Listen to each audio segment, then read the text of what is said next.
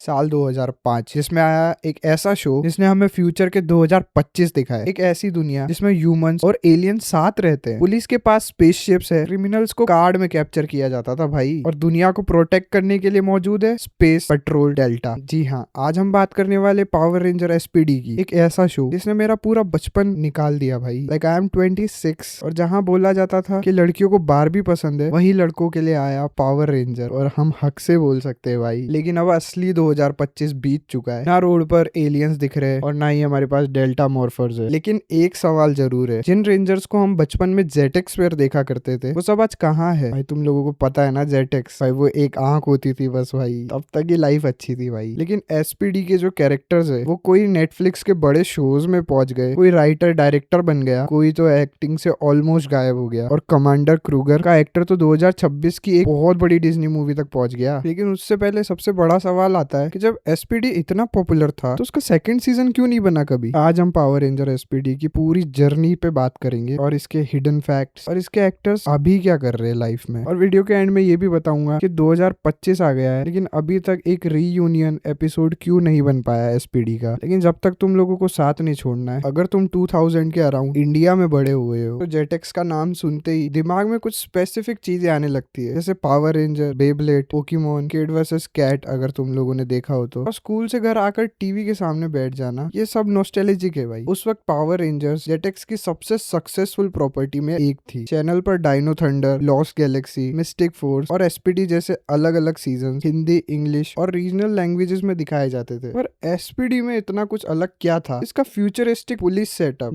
Delta morphers का judgement mode, वो robotic dog RIC, delta squad megazord, और सबसे इंपॉर्टेंट, इसके रेंजर्स परफेक्ट सुपर हीरोज नहीं थे। ये एक डिसफंक्शनल टीम थी। कोई क्रिमिनल था, कोई एरोगेंट था, कोई इमेच्योर था, और किसी को तो खुद पर कॉन्फिडेंस ही नहीं था, जैसे तुम और मैं। हमें भी नहीं है, हाँ अभी तक नहीं है। फिर भी ये सब मिलकर पावर रेंजर्स की स्ट्रॉन्गेस्ट टीम में से एक बन गई। अब जानते हैं एसपीडी का स्टोरी सेटअप। एसपीडी की स्टोरी 2025 में थी। अर्थ अब एलियंस के लिए भी एक होम बन चुका था, और एलियन जो क्राइम्स कर रहे थे उनको कंट्रोल करने के लिए बनाई गई थी एसपीडी। अर्थ ब्रांच को लीड करते थे कमांडर अनुबिस। डॉगी याद है तुम्हें? वो ब्लू डॉग लाइक कमांडर, जिसे देखकर बचपन में आधे बच्चे इम्प्रेस और आधे बच्चे तो कंफ्यूज ही रहते थे। अर्थ को ओरिजिनली प्रोटेक्ट करना था ए स्क्वाड रेंजर्स को, लेकिन एक मिशन के दौरान ए स्क्वाड मिस्टीरियसली मिसिंग हो जाते हैं, इसलिए बैकअप में बी स्क्वाड को बुलाया जाता है। स्काई ब्रिज, अब तुम समझना बेस्ट पार्ट आने वाला है। प्रॉब्लम ये थी कि स्काई खुद को रेड रेंजर समझ रहा था, लेकिन रेड मॉर्फर मिलता है जैक लैंडर्स को, एक स्ट्रीट थीव जो अपनी फ्रेंड के साथ अमीर लोगों से चोरी करके जरूरतमंद लोगों की हेल्प करता था। जैक और जेड को दो ऑप्शन दिए जाते हैं, जेल जाओ या पावर रेंजर बनो, और इसी तरह एक क्रिमिनल टीम का लीडर बन जाता है। तो तुम लोगों से मेरा एक सवाल है स्टोरी के बीच में, कि तुम बताओ, अगर शो की शुरुआत में ही स्काई को ही रेड रेंजर बना दिया जाता तो क्या एसपीडी की टीम ज्यादा स्ट्रांग होती, या स्काई के एटीट्यूड की वजह से पूरी टीम बर्बाद हो जाती? अभी कमेंट करना, क्योंकि इसका आंसर शो के एंडिंग से डायरेक्टली कनेक्टेड है। तो अब हम बात करने वाले कैरेक्टर्स क्यों स्पेशल थे इतने। जैक के पास किसी भी सॉलिड ऑब्जेक्ट के थ्रू निकल जाने की पावर थी। जेड अपने मल्टीपल क्लोन्स बना सकती थी। स्काई फोर्स फील्ड क्रिएट कर सकता था, और ब्रिज लोगों की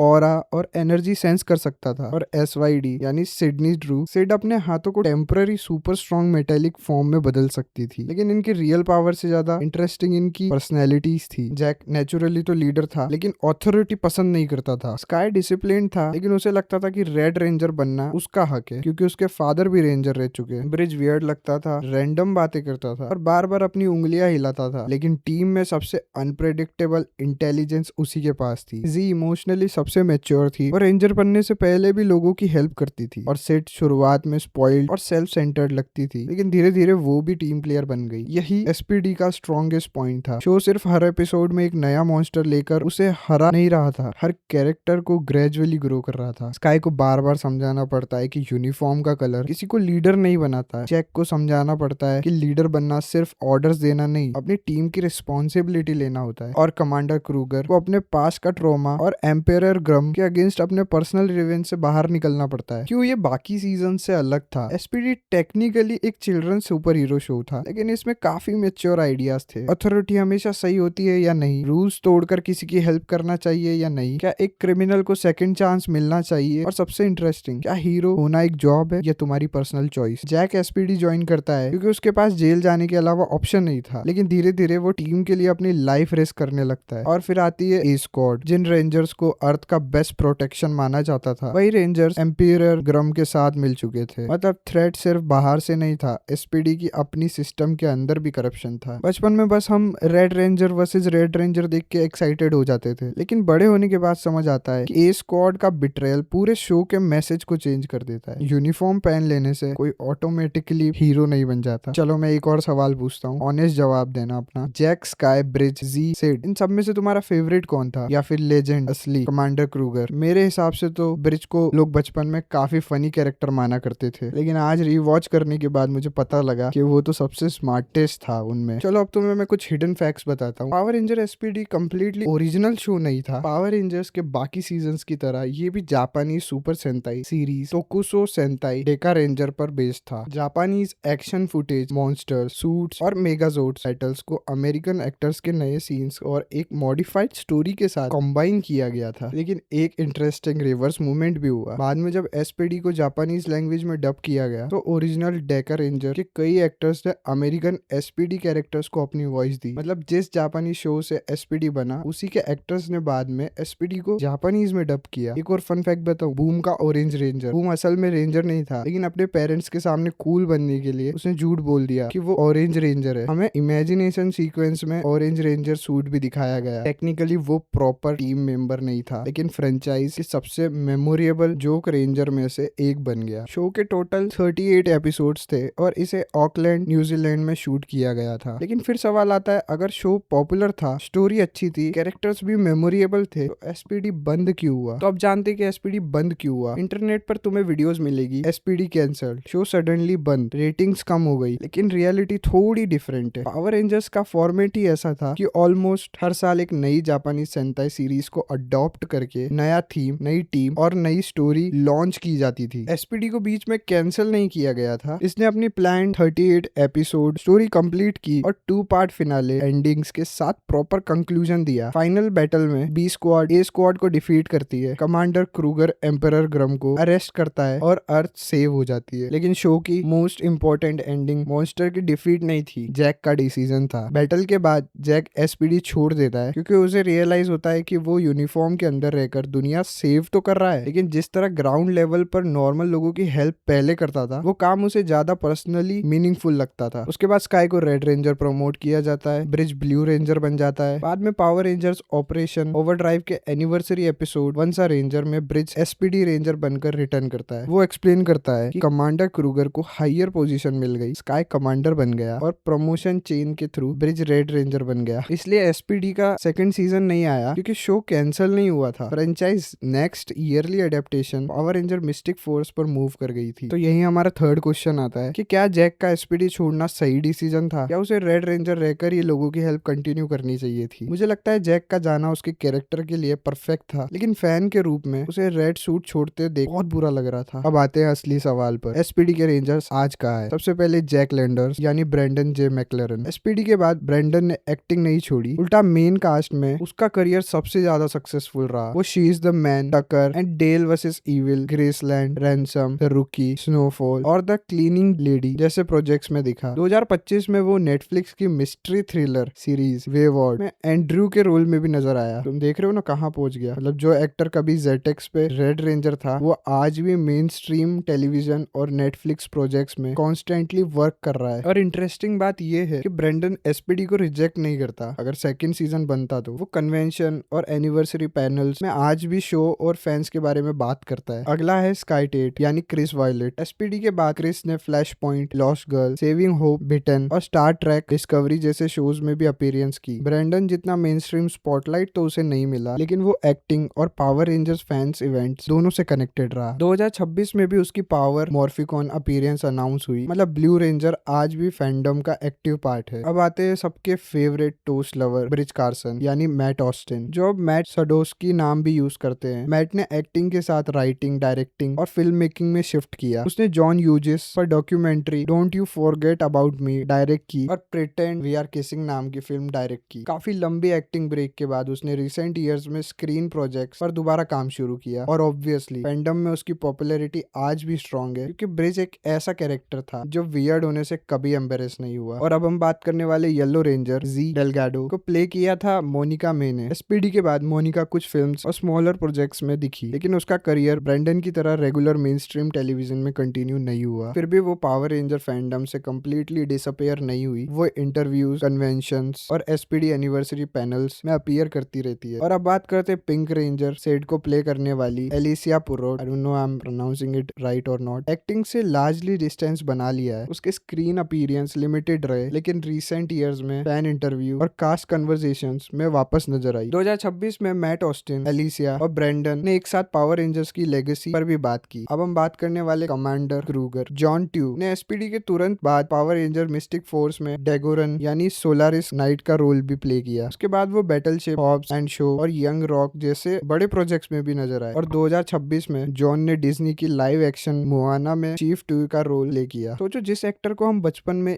एक ब्लू एलियन डॉग कमांडर के कॉस्ट्यूम में देखते थे, वो आगे चलकर ड्वेन जॉनसन के साथ एक मेजर डिज्नी मूवी पार्ट बन गया। अब हम बात करते हैं ये रियूनियन का क्या हुआ। 2025 में एसपीडी ने डबल माइलस्टोन हिट किया। शो को रिलीज हुए 20 साल हो गए और स्टोरी भी ओरिजिनली 2025 में ही सेट थी। फैंस को लगा था कि शायद एक स्पेशल रियूनियन एपिसोड आएगा वंस एंड ऑलवेज की तरह, लेकिन फुल स्क्रिप्टेड एसपीडी रियूनियन नहीं बना। हाँ, 2025 में 20th एनिवर्सरी पैनल जरूर हुआ जिसमें मैट, मोनिका, ब्रेंडन, जॉन जैसे लोग नजर आए। कास्ट के अलग अलग मेंबर 2026 में भी कन्वेंशन पर मिलते रहे, लेकिन सीजन 2 के बारे में कोई इन्फॉर्मेशन नहीं थी। तो यही थी पूरी स्टोरी। और आज कास्ट कहाँ है ये भी बता दिया मैंने। तुम लोग अगर इस चैनल पे नए हो तो सब्सक्राइब करो और नेक्स्ट वीडियो किस पे चाहिए वो भी बताओ। मिलते हैं नेक्स्ट वीडियो में।